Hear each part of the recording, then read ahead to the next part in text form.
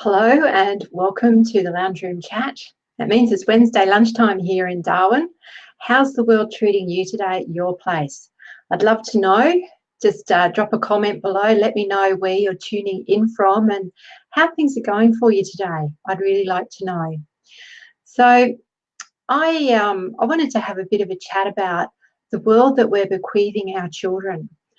I've had many occasions, I think, to reflect on my own childhood and the differences that I see in what I experienced in my childhood and how I was able to grow up because of the way the world was, and compare that to what I see happening for my children and how they experience their childhood and what the world's like for them as they grow up.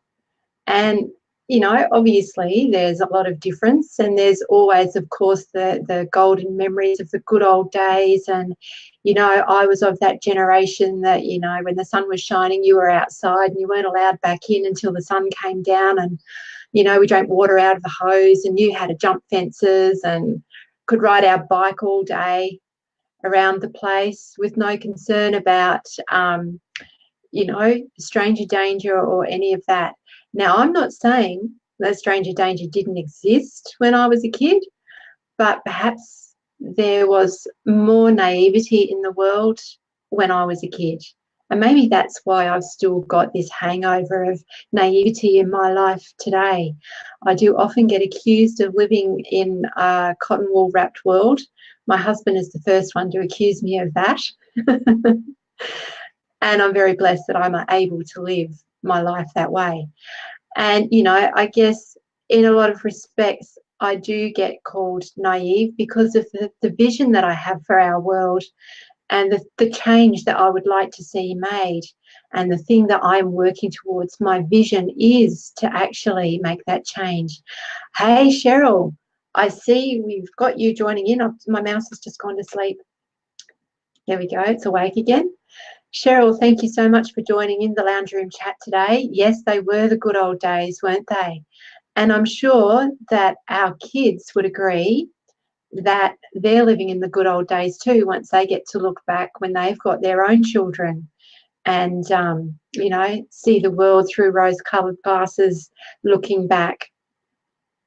But what I did want to get a little bit serious today about the change that we need to make.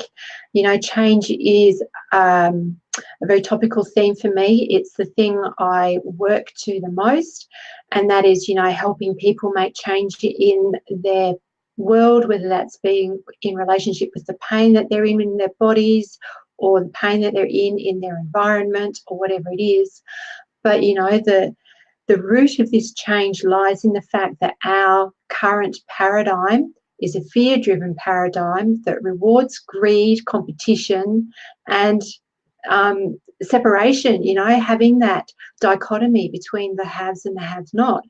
And this needs to change. And the way I see this change happening is for us to embrace the divine feminine, to bring her back to the forefront so that she can heal us, but also so that she can heal the masculine, because the masculine that is running the show at the moment is unhealthy, is wounded, and, it's driving the whole world to insanity.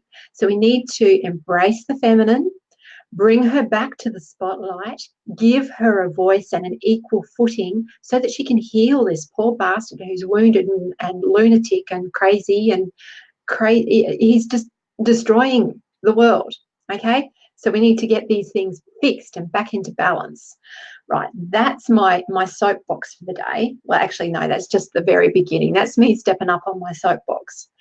What I wanted to touch on today is some of the disturbing stuff that I see happening in our society at either end of the life cycle. So I was having coffee with my two youngest children on the weekend, and they were talking about the difference between millennials and Gen Z.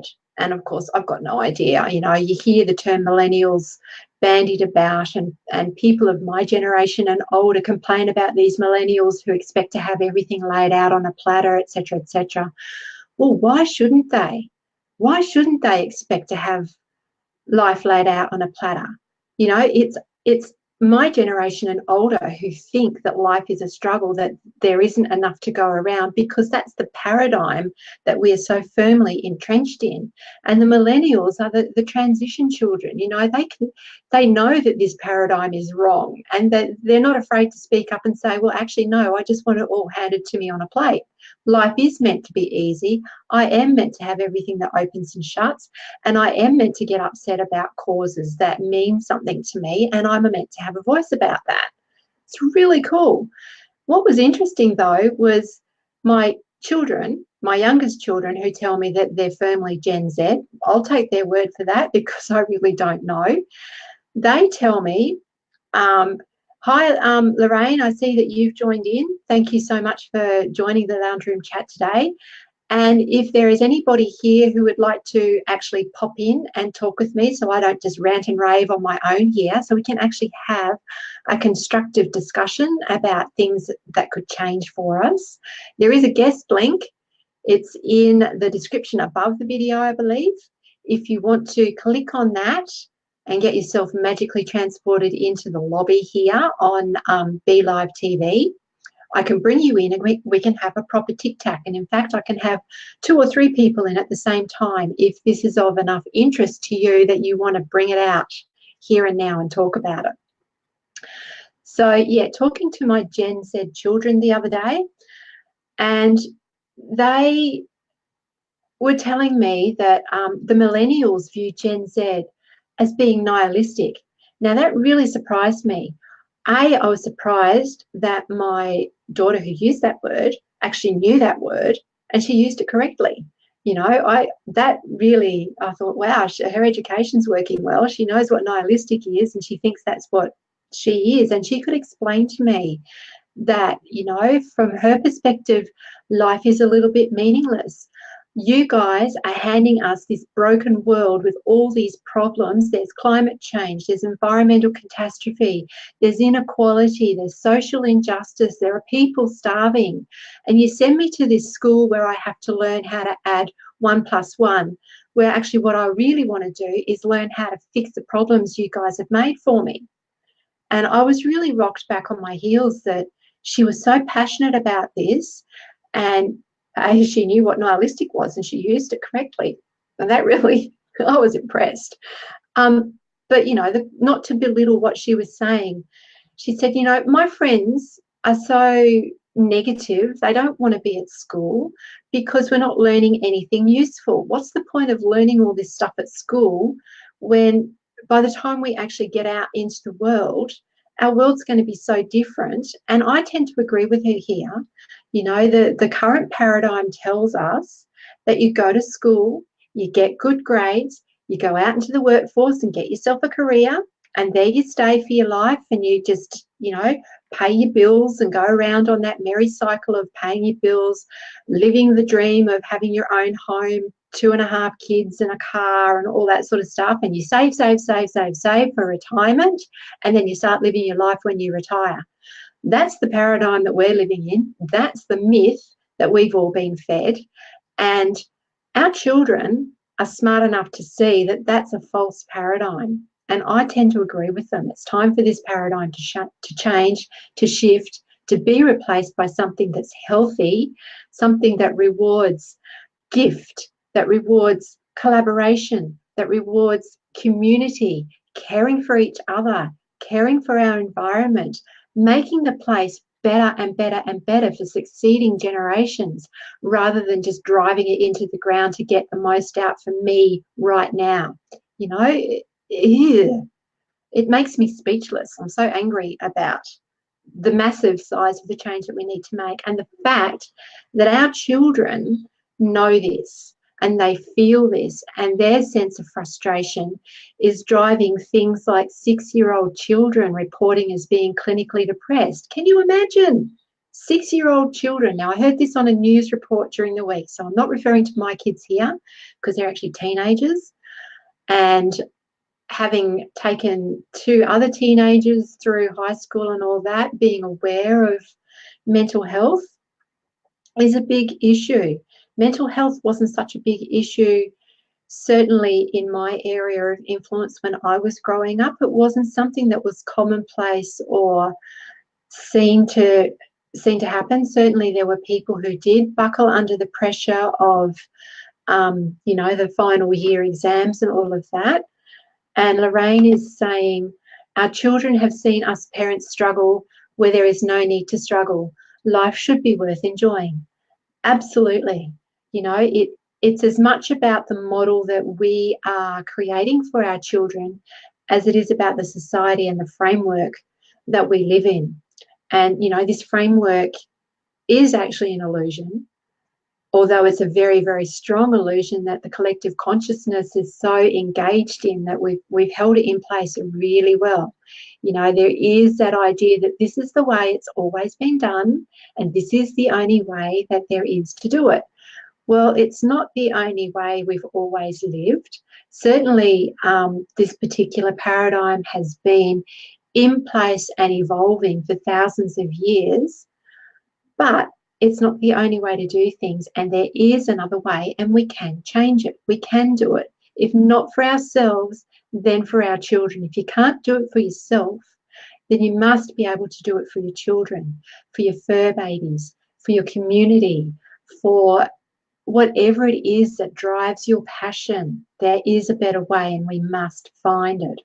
So just getting back to what my daughters were telling me on the weekend was, they know that they are labelled as people who think life is meaningless, people who don't care and, you know, don't worry about material possessions and stuff because it's pointless, you know. And we do get frustrated when we see kids just mindlessly trashing technology, which we treasure and which, you know, for some of us in my generation, we've worked very hard to have all the tech toys that we do have. And, you know, we've been part of the evolution of technology. So we know that this bright, shiny object that's now only, you know, this big or whatever it is really fantastic and should be treasured and cherished.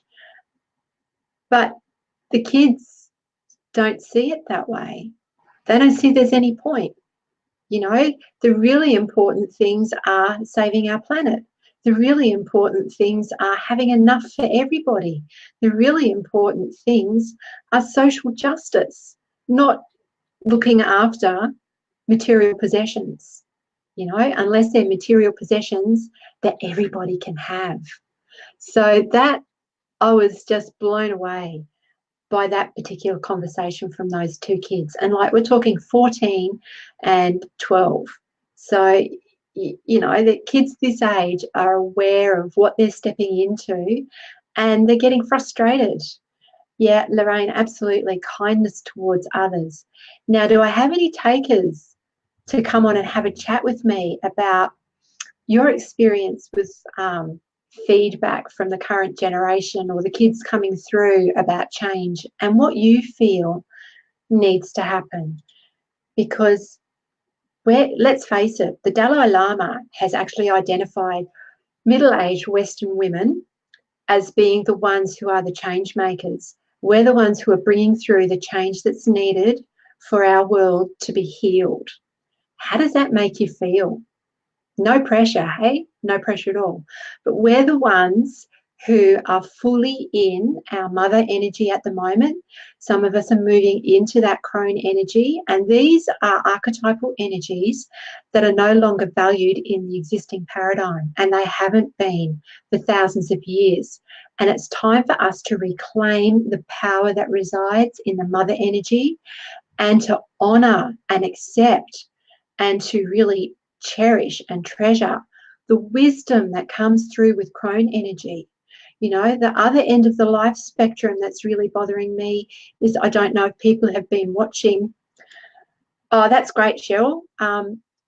Thank you. I hope that you get to find a charger soon and that you get to tune in for the next one, because this is a very passionate topic for me and I will be teasing it out further as we go.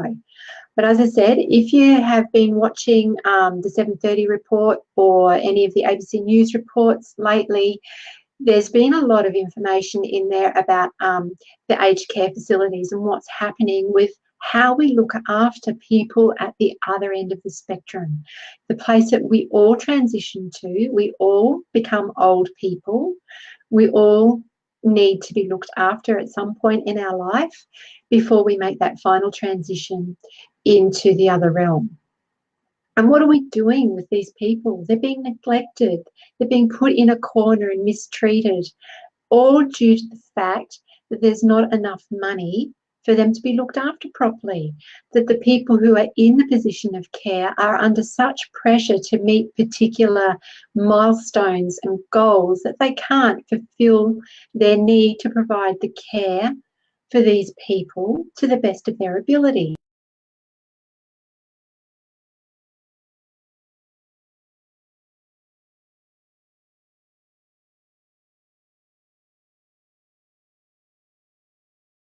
I got kicked out. I'm back again. I'm not sure what happened there. Got kicked out. You know, if I was into conspiracy theories, I'd be saying, Big Brother's watching and I'm saying all the wrong stuff and they're just going to kick me off. Lucky I'm not into conspiracy theories too much then, isn't it? So, yeah. So, you know, we've got both ends of our life spectrum showing us exactly the wrong way to treat people. You know, with our senior citizens are being treated with such dishonour, such disrespect. It's no wonder that, you know, there's such a high level of dementia and depression and so on, because let's face it, once you pass 45, our current society is saying you are on the use by heap. Now, I have to put my hand up here and say I'm way over 45. I'm on that use by heap too, apparently. But you know what? We've been picked, we've been identified, we are the ones who are going to make the change. So get off your used by heap and get on your feet and make some change. Get out there and express the change that needs to happen, because we are the ones who are going to do it. We can do it for ourselves, we can do it for our families, we can do it for our children, our grandchildren. It's time for the change to come. So when I'm talking about change, I am talking about little things that you can do in your life. What are some of the things that you can change in the way the world operates around you in your neck of the woods? And it might not start off as massive change, but there is change to be made, and it starts within. It starts inside you with your honouring of self and I guess the bottom line is honouring the gift that we've all been given, which is our life. We've all been gifted life on this beautiful planet. So the change starts with how you choose to honour that gift. And I see, Cheryl, you've been able to jump back on. It's great to see you back on. Thank you. How do we honour the gift of life? Okay, and make that the bedrock. So the bedrock is, I honour myself and I honour this gift. How can I share the honouring of this gift with those around me? How can I honour the gift that comes back to me from those around me? So if we can start making our bottom line be, how can I contribute? How can I honour the gift? What do I bring, rather than what's in it for me, which is what the current paradigm is. What's in it for me? And like, you will hear that expression everywhere. You know, people who are in business for themselves, doing their marketing. We know that when we want to make an offer to somebody in the hopes that they will work with us, it's all about what's in it for me from their perspective. Okay, because that's the only way you do business, right? What's in it for you? What's your advantage? There is no other way to do business. Wrong. There is another way to do business. And I think many of the people who are connected in here today, and certainly entrepreneurs who are working with Facebook as a promotional medium, understand the value of community, understand the value of connection and the need for us to work in a way that honours giving and receiving, as opposed to a soulless transaction of money changing hands in the hopes that we'll make an improvement somewhere along the lines. Does that make sense? And Lorraine is saying, even with family members, they only think of what's in it for me. Yeah, and, you know, this is the challenge that is before us. And the way to tackle that change is to model it and to really honour the gift in yourself first, and to come from that baseline of what can I contribute, you know. And often it is the thing that we contribute the most is being able to have an objective view and to move through the world with loving grace. You know, as women who have been through some of the shit the world throws at us, you know, we've had some of those rough edges knocked off us, and we're transitioning through to wearing the mantle of the harvest queen and the crone energy. You know, we're at the pinnacle of our mother energy. We're actually the people that our family looks up to for guidance, who our family goes to for the answers. And we can extend that back out into the community the way it used to be, you know, as the wise women of our tribe. We can do that. And I think it's incumbent upon us to do it. The Dalai Lama has already said it's up to us to make the change. So if that's the change you want to see, step into your power, step into your solar plexus chakra and own it. Own the fact that you're in that discard pile. Yes, I'm in the era that's been discarded. I'm past that 45-year use by date, and I am invincible because of the power I have in me. And that's the way we're going to bring it forth. We can model that for the young women around us, and we can model that for the young men around us, and we can model that for our own family and children. Whew, I need a drink of water. Does anyone want to jump on and have a chat with me? I'm lonely in here. Who wants to pop into the lobby and have a chat about change as you would like to see it in your world?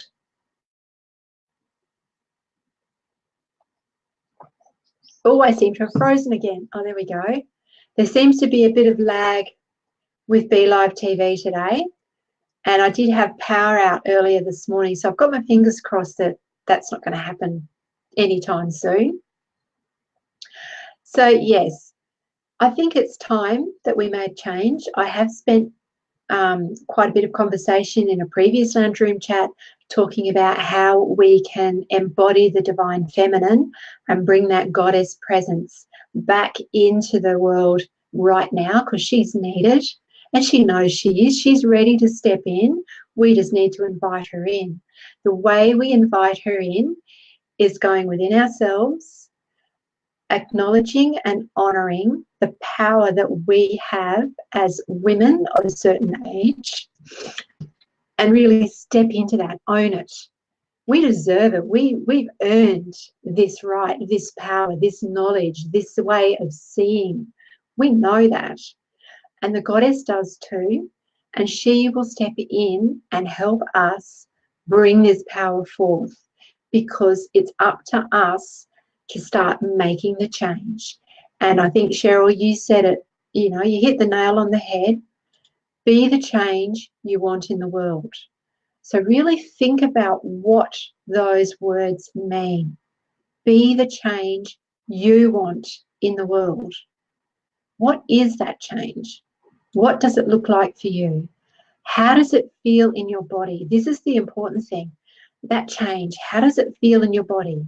Because when I sit in the current paradigm, I feel pinched in, anxious, fearful. I'm not enough. I'm not worthy. All of this bullshit rubbish that has been dumped on women for centuries it really closes in, and I feel it in my heart. And it's really hard to be in a place of giving and gratitude when all that shit is in your heart space. So we need to honor and acknowledge and open out that heart space and accept I'm a woman of a certain age, and that means I have extraordinary power to bring forth my gift. And I'm going to start with the baseline of what can I contribute and how do I move this forward with honouring the gift of life. And I'm just going to take a moment because I'm really feeling that in my heart space. And it's making me feel very emotional because it's time for us to do much better than we have. And when I say we, I'm talking the collective humanity we. We can do better as a human race. You know, we are so capable of so much more. We have so much potential for beauty, for creativity, for healing the planet, you know, and we distract ourselves with meaningless possessions, with meaningless toys, with meaningless competition about fast, better, best, to the detriment of the world around us. We're actually killing the world by being distracted. It's crazy. It's totally crazy. We are crazy. We are crazy. It's no wonder dementia is coming up in leaps and bounds all over the place. But I do get concerned when I hear reports of 6-year-old children reporting as clinically depressed. That's shocking. That is shocking. These poor souls who have stepped into the world now and they are just, their hearts are breaking already. We need to fix things. And we do that with mother love. We do that with an open heart. We do that from a place that understands and accepts our role as powerful, wise women. Okay. That's my soapbox chat for the day. Oh, sorry, everybody. I did get a bit emotional and a bit up there on my soapbox. But when I have my children telling me they see life as meaningless, that is a concern, you know. And my kids, I'd like to think, have a fairly good life. We are middle-class Australian white people. We are in that, you know, that band, I guess you would call us, what's the word? It's just gone out of my head. You know, easy, you know. I hate that. The word's just completely gone out of my head. Never mind. It will come back as soon as I hit the end broadcast button. But, you know, we have that, that label, I guess, of having everything laid on a plate for us, and yet my children see the futility of that. It is futile. What's that label actually mean? Nothing. Nothing. And my life, you know, it could be easier if there was less pressure, less fear, less competition, more open giving, more open-heartedness, more mainstream understanding of the gift of life. The fact that we are on this beautiful planet. She deserves to be honoured and cherished, just like you deserve to be honoured and cherished. So start with yourself, honour and cherish yourself, be grateful for the gift of life, and look at how you can honour that gift. And then look for how can I contribute. Okay, I'm Linda Emslie from Lovlali. This has been the Lounge Room Chat, and I've been on my soapbox all by myself for 30 minutes. Thank you very much for contributing your comments to my soapbox chat today. I might have to change this from Lounge Room Chat to soapbox chat. And thank you so much for your company, Lorraine and Cheryl. And I know there's someone else here, I think it was Bev. Thank you for being a part of the conversation and for bringing forward your thoughts. I really do value and cherish that, so thank you. And I look forward to connecting with you again next Wednesday. Perhaps it'll be a little less soapboxish next week. Let's see what the world brings. Bye for now. Take good care, and I'll see you next Wednesday.